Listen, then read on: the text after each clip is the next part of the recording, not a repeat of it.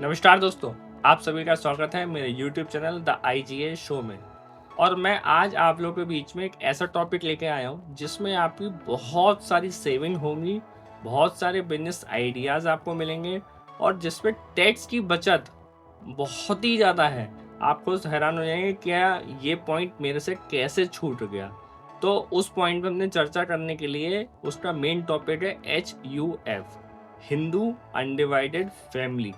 HUF क्या होता है, कैसे बनता है, कितने लोग होते हैं, कौन मेंबर होता है, क्या ऐसे पार्टीशन होता है, सारी की सारी टैक्स प्लानिंग HUF की आज हम इस वीडियो में चर्चा करने जा रहे हैं। और इस वीडियो की चर्चा करने के लिए मैंने इंडिया के एक्सपर्ट CA वैभव गोयल सर को बुलाया। सर आपका बहुत बहुत धन्यवाद और थैंक यू स्वागत भाई मेरे चैनल में आने के लिए। सर, लोगों के मन में बहुत सारी उत्सुकता होती है HUF को लेके। सबसे पहला मेरा प्रश्न आपसे ये है, HUF होता क्या है? HUF जैसा कि आपने खुद बताया एक हिंदू अनडिवाइडेड फैमिली या इसको आप हिंदू संगठित परिवार के नाम से जानते हैं। पहले के ज़माने में ये चूँकि परिवार एक साथ रहते थे, वहाँ पे न्यूक्लियरिज्म नहीं था, तो सभी लोग मिलकर के रहते थे। तो जहाँ जो एक धंधा पानी है, व्यापार आप उसको कह लें, व्यापार साथ में चलता था, तो वो सारी की सारी पीढ़ी दर पीढ़ी बढ़ती चली जाती थी। तो इसी को वो कॉन्सेप्ट आज भी है, ये कोई नया कॉन्सेप्ट नहीं है। ये इनकम टैक्स डिपार्टमेंट ने इसको थोड़ा सा मोटिवेट किया है, लोगों को जागृत किया है इस चीज़ को लेकर के। और HUF जो है वो हिंदू सक्सेशन एक्ट 1951 के अकॉर्डिंग जो है वहाँ से संचालित होता है। इसमें कुछ नया नहीं है। मतलब अगर HUF की मैं बात करूं, HUF जैसे वर्ड में लिखा है हिंदू अनडिवाइडेड फैमिली जी। HUF आदमी क्यों बनाएगा, उसे बनाने की क्या जरूरत है? HUF कोई ऐसी चीज़ नहीं है जो कैसे आपने कंपनी बना ली या LLP बना ली। HUF अपने आप बन जाती है, ऑटोमेटिकली बन जाती है। जब कभी भी एक शादी होती है तो हस्बैंड वाइफ मिल करके ऑटोमेटिकली HUF में संगठित हो जाते हैं। और इसके लिए आपको कुछ अलग से नहीं करना होता है। अच्छा, मतलब आपका कहना है जैसे ही किसी की शादी होगी तो उसकी दो कैपेसिटी हो जाएंगी, एक इंडिविजुअल की, एक HUF के कर्ता की। बिल्कुल विनीश जी, आपने बिल्कुल सही समझा। अच्छा, मतलब दो कैपेसिटी यानी एक ही पर्सन, उसके दो कैपेसिटी, यानी वो पेन जो है वो एक होल्ड करेगा, दो पेन होल्ड करेगा। नहीं, पैन कार्ड दो होल्ड करेगा। इनकम टैक्स में आइडेंटिटी दो होने की वजह से उसको दो पैन कार्ड होल्ड करने पड़ेंगे। एक एज एन इंडिविजुअल होल्ड करेगा, एक जो उसकी स्पाउस होगी वो एक इंडिविजुअल होल्ड करेगी, साथ में HUF का पैन तीसरा बनेगा। तो आप ऐसे समझे उस फैमिली में तीन पैन कार्ड एप्लीकेबल होंगे। ओके सर, जैसे HUF वर्ड में लिखा है हिंदू अनडिवाइडेड फैमिली जी। तो इसमें हिंदू की डेफिनेशन क्या है? क्या ईसाई, सिख, मुस्लिम, क्या ये भी HUF अपना फॉर्म कर सकते हैं? हिंदू की डेफिनेशन पुराने ज़माने में देखा जाए तो नहीं थी। हिंदू लॉ ने उस चीज़ को ला करके हिंदू की डेफिनेशन डिफाइन की है। उन्होंने बताया कि भाई जो हिंदू यहाँ पे बाय रिलीजन है, या हिंदू रिलीजन के साथ साथ जैन अगर आता है तो वो भी है, बुद्धिस्ट है, सिख है, वो भी हिंदू माना जाता है। साथ ही साथ अगर कोई हिंदू परिवार में जन्मा व्यक्ति है, जिसके माता पिता हिंदू परिवार में है, वो भी हिंदू ही कहलाता है।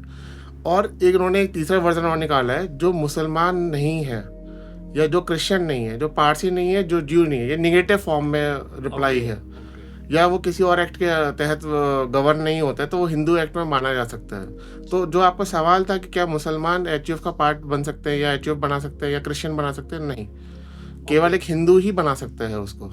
मतलब जो हिंदू बाय रिलीजन है या जो किसी और एक्ट में कवर नहीं हो रहा है, बिल्कुल, वो वो हिंदू बन जाता है या हिंदू कहलाता है, वो HUF बना सकता है। HUF हमें, मतलब HUF हमें स्पेसिफिक बनाना पड़ता है या ये क्रिएटेड बाय नेचर है? नहीं, ये नेचुरल पर्सन नहीं है। ये नेचुरल लाइक अगर कोई इंडिविजुअल है, चाहे मेल हो या फीमेल हो, वो बाय बर्थ आता है, लेकिन ये नेचुरली नहीं आता। जैसे आप कंपनी बनाते हैं या LLP बनाते हैं या पार्टनरशिप फर्म बनाते हैं, इसीलिए यहाँ पर दो लोग मिलकर के हस्बैंड वाइफ रिलेशन में आते ही आफ्टर मैरिज वो HUF फॉर्म हो जाता है। नेचुरल पर्सन नहीं कहलाएगा ये, कॉन्स्टिट्यूशनल पर्सन कहलाएगा।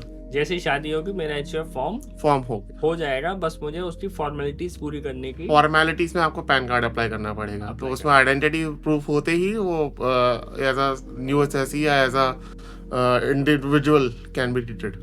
सर लोगों के मन में ये प्रश्न बहुत होता है कि एचयूएफ जो होता है उसमें मेंबर्स कौन कौन होते हैं। जैसे मेरे अगर बच्चे लड़का लड़की है और मेरी फैमिली मेरी वाइफ है, ऐसे कौन कौन लोग होंगे जो मेरे एचयूएफ का पार्ट बन सकते हैं? एचयूएफ हमेशा वंशजों के लिए बनाए जाते हैं। अच्छा। तो अगर प्राइमा फेसी देखा जाए तो उसमें जितने भी डिसेंडेंट्स होंगे वो सारे के सारे एचयूएफ का मेंबर्स कहलाएंगे। और अगर आप इसको कहेंगे तो को पार्टनर्स कहलाएंगे। लाइक अगर आपकी एचयूएफ की अगर हम बात करें तो आप ऐसा करता उसमें मेंबर हो गए, आपकी वाइफ उसमें को पार्टनर ना होकर के मेंबर रहेंगी। ओके। इंस्टेड जो आपके बच्चे होंगे, चाहे बेटा हो चाहे बेटी हो, बेटे के केस में वो लाइफ टाइम मेंबर रहेगा, बेटी के केस में अंटिल शादी अच्छा। वो आपकी मेंबर रहेगी। उसके बाद में वो को पार्टनर की तरह एक्ट कर सकती है।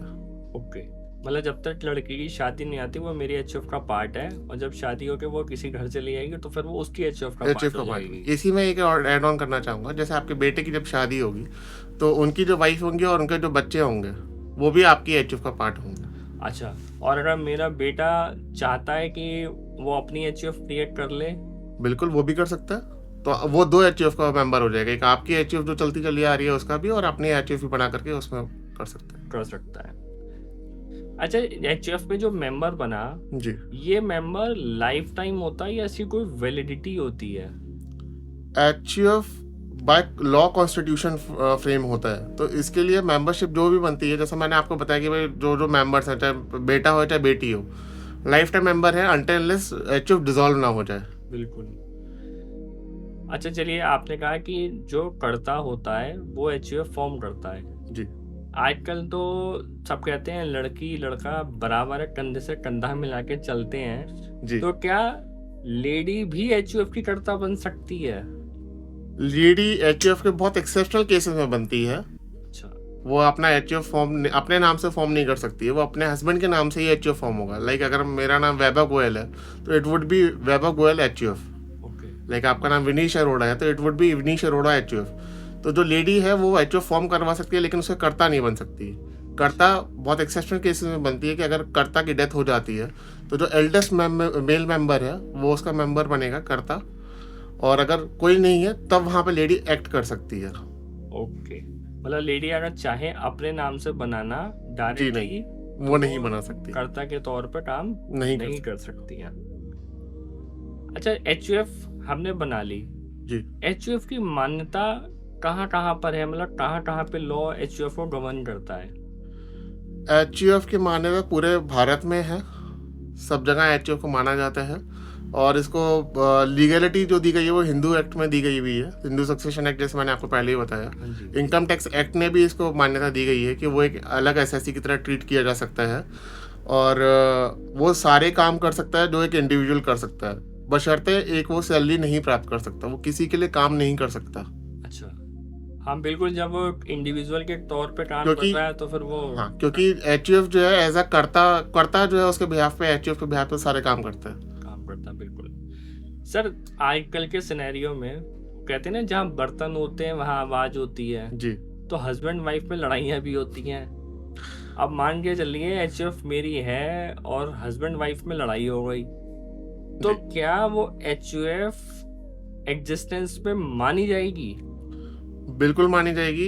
ये लॉ इसका इंटरप्रिटेशन देता है कि अगर मान लीजिए लड़ाई हो जाती है या बहुत एक्सट्रीम केस में अगर डाइवोर्स भी होता है तो एचयूएफ की एग्जिस्टेंस कहीं पर भी नहीं होती है।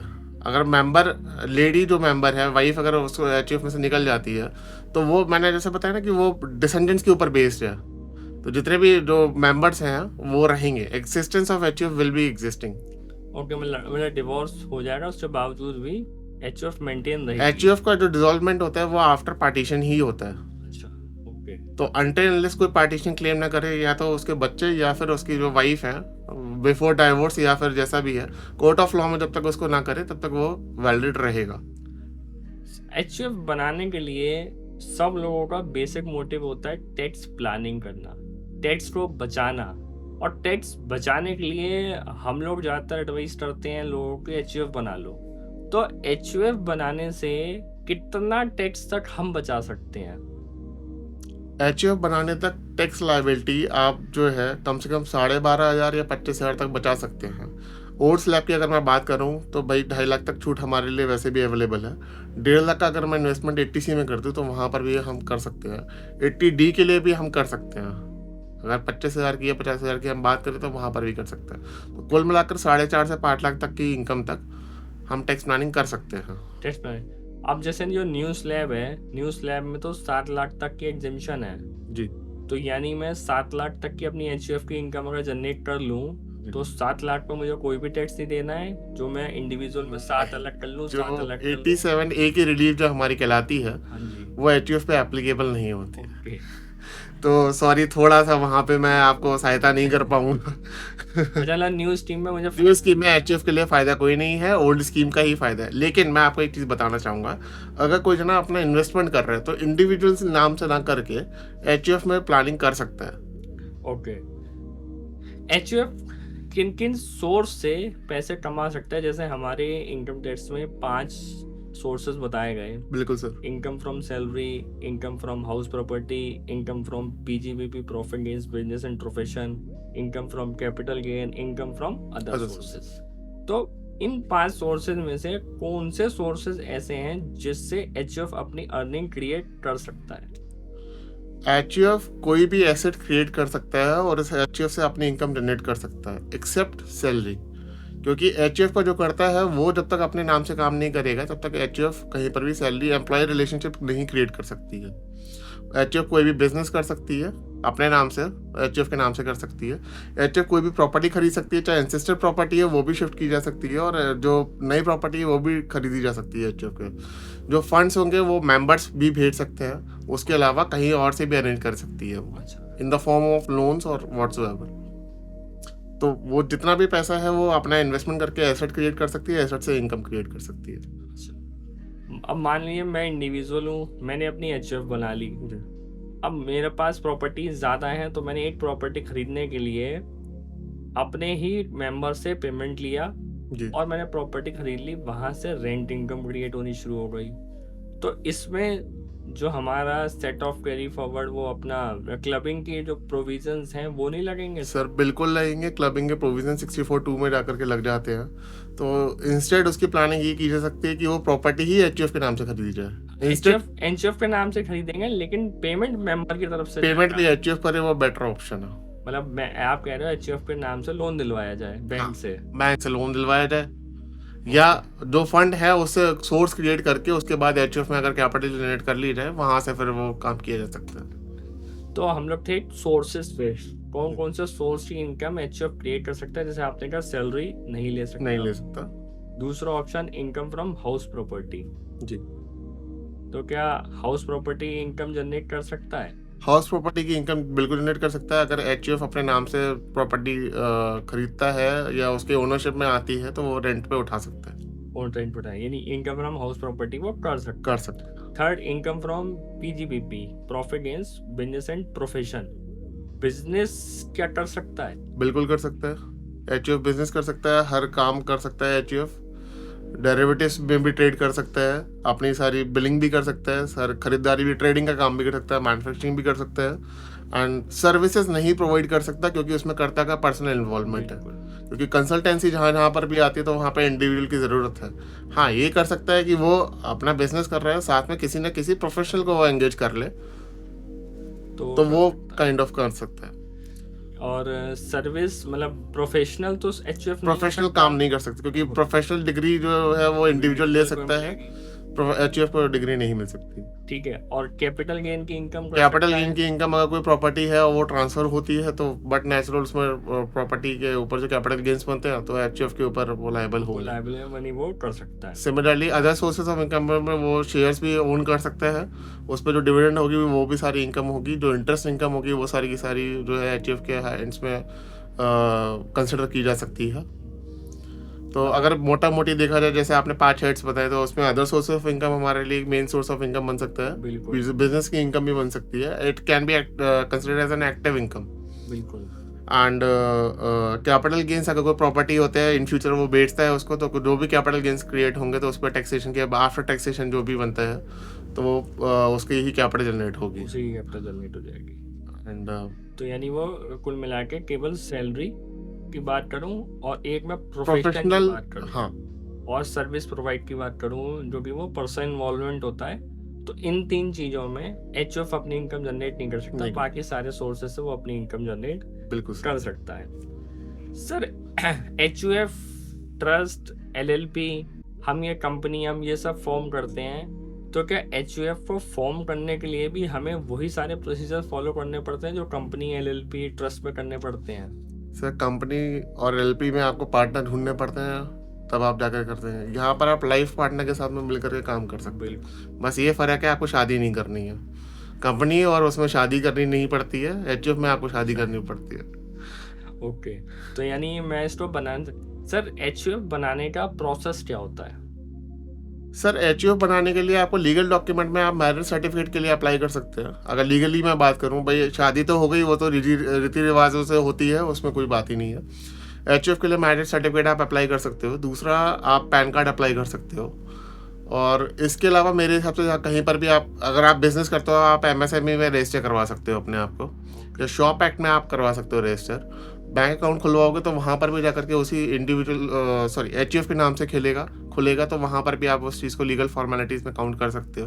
अच्छा, तो ये प्रोसेस मतलब सिंपल, मैं अब जो पैन कार्ड की फॉर्मेलिटीज़ हैं उसको पैन कार्ड की फॉर्मेलिटीज़ पूरी कराऊं जी, और सीधा बैंक पर अपना अकाउंट खोल लूँ बिल्कुल। और मेंबर से जो फंड मुझे लेना है लेके मैं जो बिजनेस करना चाहूँ या प्रॉपर्टी खरीदना चाहूँ वो मैं वहाँ से वो मैनेज किया जा सकता सकता हूँ। अच्छा, एज अ इंडिविजुअल और एज अ एचयूएफ जी। लगभग कितनी इनकम मैं अपनी जनरेट कर सकता हूँ जिस पे मेरे को इंडिविजुअल पे टैक्स देना पड़ता जो मैंने यहाँ बचा लिया? मैं अगर एग्जांपल लेकर चलूँ, कोई जना मिस्टर एक्स है जो 2 लाख रुपए महीने की सैलरी पा रहे हैं, तो अगर आप मोटा मोटी देखिए 24 से 25 लाख रुपए की सैलरी हो गई, उस पर जो भी सर्टेन अमाउंट की इनकम बनी वो उसने पे कर दी। बाकी जो पैसा बचा उसके पास में, उसके अपने कुछ लाइबिलिटीज़ हैं, जैसे क्रेडिट कार्ड की लाइबिलिटी हो गई, वो सब पे करने के बाद मैं मान के चलता हूँ 12 लाख रुपए बचे, लाख रुपए महीने के हिसाब से 12 लाख रुपए बचे। तो 12 लाख रुपए की जो इनकम वो अपने इंडिविजुअल नेम में जनरेट करता, वो इंस्टेंट उसको डाइवर्सिफाई कर सकता है एज एन एचयूएफ। ओके, अगर 12 लाख मैंने एचयूएफ में ट्रांसफर कर लिए तो वहाँ से जो मैं उसको इन्वेस्टमेंट कर सकता हूँ, मैं भाई शेयर में भी इन्वेस्टमेंट कर सकता हूँ, मैं एफडीआर में भी इन्वेस्टमेंट कर सकता हूँ, बिजनेस में भी कर सकता हूँ। तो वहाँ जो मेरे को इनकम जनरेट होती, तो अगर मान लीजिए मैं एज एन इंडिविजुअल करता रहा तो मैं 30% के स्लैब में ऑलरेडी फॉल कर रहा हूँ, तो उस पर मुझे को जो एक्स्ट्रा पर 30% की कॉस्ट है वो बियर नहीं करनी पड़ेगी। Clubbing provision sir? Clubbing provision के लिए हमारे को टैक्स प्लानिंग अलग करनी पड़ेगी। उसमें ये चीज़ है कि उसको गिफ्ट की नेचर ना दिखा करके एज अ लोन दिखा सकते हैं हम। अच्छा, प्लानिंग उसके अकॉर्डिंग करनी पड़ेगी। अच्छा, मतलब लोन दिखा दिया और वहाँ पे हमने इन्वेस्टमेंट करके उससे अपनी एचयूएफ इंटरेस्ट फ्री लोन अपने मेंबर से ले सकते हैं। अच्छा, ले सकता है, तो उसने वहाँ से लोन ले लिया और फिर लोन लेके इन्वेस्टमेंट कर सकते हैं? क्यों नहीं कर सकते? अच्छा, तो कुल मिला के क्योंकि मेंबर्स हैं इसलिए कर सकते हैं। भाई आप बाहर की पार्टी से मिलकर के, भाई एचयूएफ होने का कुछ तो फायदा है ना। भाई कंपनी में अगर मान लो मेंबर्स डायरेक्टर्स हैं, तो पहले कंपनी अपने मेंबर्स के पास जाती है बाहर पब्लिक में जाने से पहले। ओके, तो कुल मिला के एचयूएफ बना के आप लगभग 5 लाख रुपए तक की इनकम अपनी टैक्स फ्री कर सकते हैं। अगर यही 5 लाख रुपए की इनकम आप अपने इंडिविजुअल वाले में दिखाएंगे और 20 या 30% के स्लैब में, तो लगभग 1.5 लाख रुपए का आप टैक्स पे करेंगे। एजुकेशन से सेलेक्ट से है तो 1.5 लाख रुपए एक साल में आप बचा सकते हैं सिर्फ एक एचयूएफ बना के। और एचयूएफ बनाना कोई बहुत बड़ी फॉर्मेलिटीज़ नहीं है, आप जिस भी कंसल्टेंट से बात करते हैं उससे करके अपने एचयूएफ फॉर्म कर सकते हैं। एचयूएफ सर, आप क्या राय देना चाहेंगे कि एचयूएफ हर इंसान को बनानी चाहिए या किसको बनानी चाहिए, किसको नहीं बनानी चाहिए? सर आज की तारीख में देखा जाए तो न्यूक्लियर फैमिलीज हैं, तो अगर ये चीज़ है कि भाई मैं अपने आने वाली जनरेशन के लिए कुछ देना चाहता हूँ, तो एचयूएफ फॉर्म करके जाना चाहिए। क्योंकि अगर मान लीजिए 30 से 40 साल की उम्र में हैं और 20-25 साल बाद आप जो है रिटायरमेंट की एज पर होंगे, तो उस पॉइंट ऑफ व्यू से आपको कुछ ना कुछ ऐसा एज एन एसेट क्रिएट करके जाना चाहिए अपने बच्चों के लिए। ये मेरी मान्यता है। बिल्कुल।